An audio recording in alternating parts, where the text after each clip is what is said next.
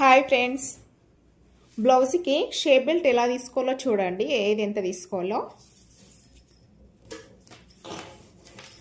ఇది ఉక్స్ పట్టి కాజు పట్టి సైడ్ వస్తుందండి.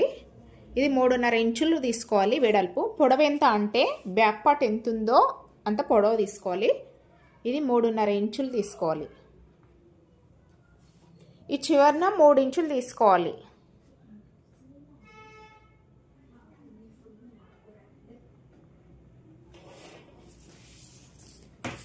ఇటు నుండి ఇక్కడికి 4 ఇంచులకు మార్క్ చేసుకోవాలి.